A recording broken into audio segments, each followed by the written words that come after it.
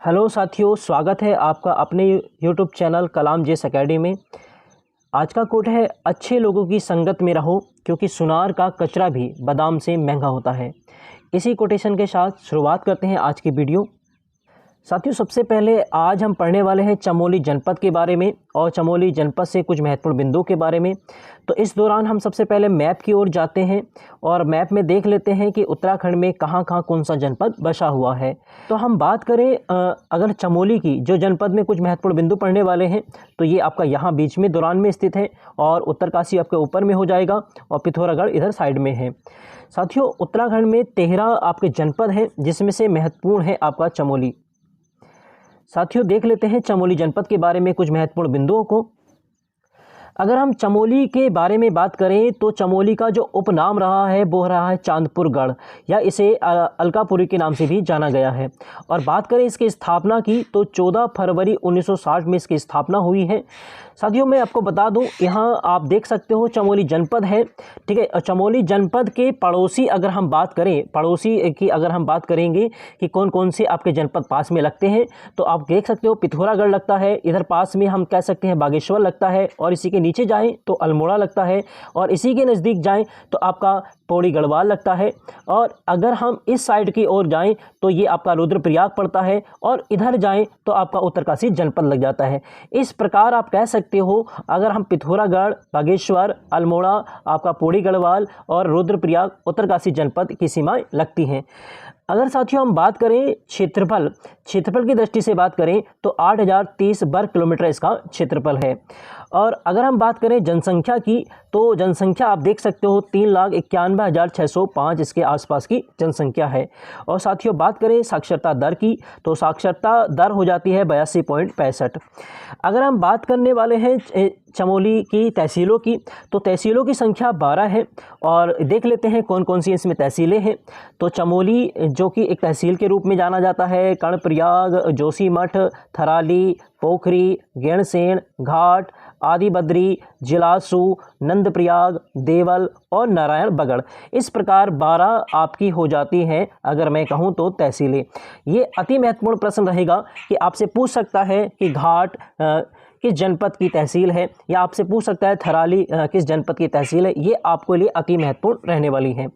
बात करें चमोली के ब्लॉक जनपदों की तो उनकी संख्या 9 है, जिसमें कर्णप्रयाग आ जाता है, जोशीमठ है, थराली, गैणसेन, घाट, देवाल घाट, दसोली और नारायण बगड़ और पोखरी आता है। अगर हम बात करें इसमें गाँवों की संख्या तो 1244 है। साथियों, अगर हम बात करें उत्तराखंड में चमोली जनपद के प्रमुख मंदिरों की तो बद्रीनाथ का बड़ा फेमस मंदिर है जिसे उत्तर का धाम कहते हैं। नंदा देवी मंदिर भी आपका चमोली में स्थित है। नारायण मंदिर भी आपका चमोली में स्थित है। अगर हम बात करें विष्णु मंदिर और उमा देवी मंदिर जो कि कर्णप्रयाग के आसपास आता है, इस प्रकार के प्रमुख मंदिर हैं। साथियों, आज के अन्य बिंदुओं के तौर पर हम देख लेते हैं चमोली जनपद में क्या क्या फिर से चीज़ें हैं। अगर हम जाने चमोली जनपद में पर्वत श्रेणियों के क्रम को और उनसे अन्य महत्वपूर्ण बिंदुओं को, तो एक प्रमुख स्थान है आपका दूधातोली। दूधातोली, पहला क्वेश्चन तो यही आएगा कि उत्तराखंड का पामीर किसे कहा जाता है, ये बड़ा महत्वपूर्ण प्रश्न रहने वाला है।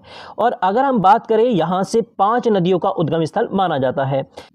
साथ ही जो बात करें तुंगनाथ जो बड़ा फेमस मंदिर है, अगर हम बात करें उत्तराखंड का सबसे ऊंचा पर्वत शिखर है जो कि बद्रीनाथ से अलकनंदा तक विस्तारित है। साथियों, आपसे ये प्रश्न पूछा जा सकता है कि उत्तराखंड का सबसे ऊंचा मंदिर कौन सा है, तो वो होता है तुंगनाथ, और ये बद्रीनाथ श्रेणी से अलकनंदा तक विस्तृत हुआ है। अगर हम बात करें एक और जो ग्वालदम श्रेणी है वो गंगा व सरयू के पठारुक से अलग करती है। क्वेश्चन आपसे पूछा जा सकता है कि गंगा व सरयू जो पठारों को अलग करने वाली श्रेणी है वो ग्वालदम श्रेणी है। साथियों, एक क्वेश्चन और आपसे पूछा जा सकता है, जो सरयू नदी है वो उत्तराखंड की सबसे पवित्र नदी है। अगर हम बात करें चमोली में जो पर्वत श्रेणी है जो प्रमुख है वो एक मंदाकिनी श्रेणी है, रमणी श्रृंखला है, खामिल श्रेणी है, और नंदा कोट से अगर हम बात करें दूधातोली श्रेणी ये जानी जाती हैं, जो कि चमोली की प्रमुख श्रेणियां रही हैं। आइए साथियों देख लेते हैं चमोली जनपद की प्रमुख श्रेणियां और किस क्रम में हैं। तो हम एक एक क्रम में पढ़ लेते हैं कि चमोली की जो हमारी श्रेणियां हैं कौन से पहले दर्जे पर है, दूसरे दर्जे पर कौन कौन सी श्रेणी है। आइए साथियों देख लेते हैं। आप देख सकते हैं जो कि चमोली में स्थित है और इसकी ऊंचाई की बात करें तो 7,817 वर्ग किलोमीटर है। ठीक है साथियों, अगर आपसे इसी प्रकार आपसे क्वेश्चन और पूछ सकता है कि दूसरा पर्वत शिखर कौन सा है, तो वो है कामेट, जिसकी ऊंचाई है 7,756 मीटर। ये आप देख सकते हैं आपके सामने कामेट पर्वत है। इसी प्रकार अगर हम बात करें तीसरे पर्वत की तो वो है आपका माड़ा। ठीक है साथियों, आपसे क्वेश्चन आ सकता है कि उत्तराखंड का अंतिम गांव कौन सा है, तो आप देख सकते हो ये रोड जो जा रही है ये माड़ा गांव को ही है। ठीक है, और इधर हम देख सकते हैं ये इसका प्रांगण क्षेत्र है। यहाँ आपको साथियों लिखा नहीं गया है, क्वेश्चन कई बार आपसे पूछा गया है कि उत्तराखंड का अंतिम गांव कौन सा है या भारत का अंतिम गांव कौन सा है, तो आपको बताना है माड़ा। साथियों अगले मंदिर की अगर हम बात करें बद्रीनाथ, बद्रीनाथ की ऊंचाई जो है 7,140 मीटर है। साथियों आपको कमेंट्स करके ये बताना है कि जो बद्रीनाथ धाम है वो किस नदी पर बसा हुआ है। आपके कमेंट्स का मुझे इंतजार रहता है और आपके कमेंट्स जरूर आने चाहिए। साथियों अगला पर्वत की अगर हम बात करें त्रिशूल पर्वत है, जिसकी ऊंचाई 7,120 मीटर है। अगर इसी प्रकार हम बात करें एक बड़ा ही फेमस फॉल है जो कि है वसुंधरा फॉल, जिसकी अगर बात करें ऊंचाई की तो 112 मीटर है और इसके आसपास लक्ष्मी वन पाए जाते हैं। साथियों अगर हम बात करें चमोली जनपद के प्रमुख बुग्यालों की कि कौन कौन से बुग्याल स्थित हैं, तो हम बात कर लेते हैं जैसे कि बेदनी बुग्याल है, बड़ा फेमस बुग्याल है जो कि रूपकुंड के मार्ग पर बरनी हाट के लिए जाना जाता है। आपको ये भी क्वेश्चन आ सकता है जो रूपकुंड है वो किसके लिए जाना जाता है, इसको कंकाली कुंड के नाम से भी हम जानते हैं। इसी प्रकार अगर हम बात करें अगले बुग्याल की तो वो है पात्रान श्रोणी जो कि बेदनी के समीप है। साथियों कुछ बच्चे अभी सोच रहे होंगे बुग्याल कहते किसे हैं, तो उसके बारे में भी अभी बता देता हूं मैं आपसे कि बुग्याल जो होता है वो मखमली घास की चट्टानें या हम कह सकते हैं क्षेत्र होता है। जैसे कि हम बात करें जो पर्वत शिखर होते हैं उस पर क्या होता है कि बर्फ़ पड़ती है और बर्फ़ पिघलने के बाद जो घास जम आती है और मखमली घासें होती हैं उसी को हम बुग्याल कह देते हैं। साथियों इसी प्रकार आपसे पूछा जा सकता है कुंवारी पास किसके पास है, तो भिरी के ऊपर है। इसी प्रकार गोरशो जो आपका बुग्याल है वो ओली के ऊपर है। साथियों जो आपको स्थिति दर्शाई गई है उसको आपको ध्यान रख के चलना है, क्योंकि आपसे पूछा जा सकता है कि ओली के ऊपर चमोली में कौन सा बुग्याल है, आप बता देंगे गोरशो बुग्याल है। इसी प्रकार नंदन कानन जो बुग्याल है फूलों की घाटी के ऊपर है। साथियों आपको कमेंट्स करके बताना है जो चमोली में फूलों की घाटी है उसकी खोज किसने की और कब की है। साथियों अगला अगर हम बुग्याल की बात करें वो है रताकोड़ जो बद्रीनाथ के ऊपर है। अगर हम बात करें घसतोली तो बद्रीनाथ के ऊपर है। इसी प्रकार बर्मी जो है वो रुद्रनाथ के आसपास है, क्षेत्र में फैला हुआ है। अगर हम बात करें लक्ष्मी वन की तो बद्रीनाथ के आगे है। साथियों अगर हम बात करें जलसेरा की तो वो बड़गांव तपोवन के पास में है। और देखो तपोवन जो नामक स्थान है ये आपका टिहरी में भी एक पड़ता है, और तपोवन अगर हम बात करें ये चमोली में भी पड़ता है और आपका टिहरी में भी। इसी प्रकार मनपे बुग्याल है नंदी कुंड से काली मठ के ऊपर है।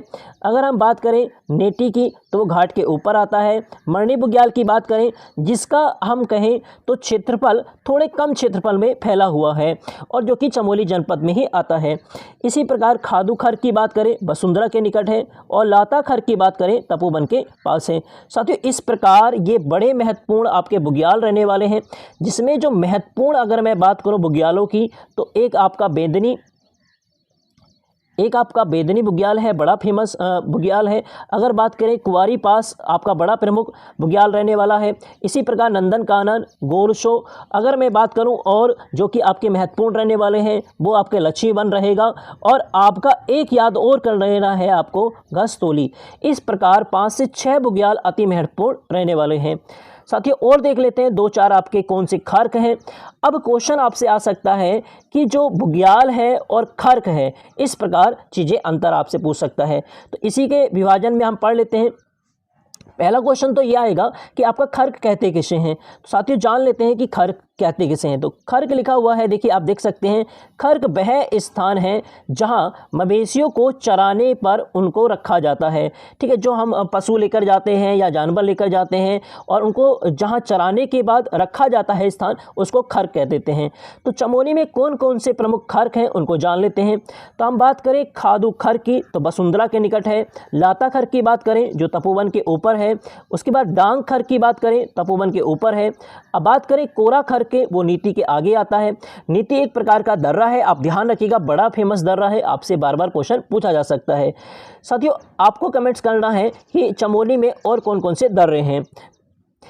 अगला अगर हम बात करें खर्क की, तो बागची खर्क है जो थराली के पास में है, अवनी खर्क है जो कि थराली के ऊपर है, केचुला खर्क जो कि धोती धार के समीप है।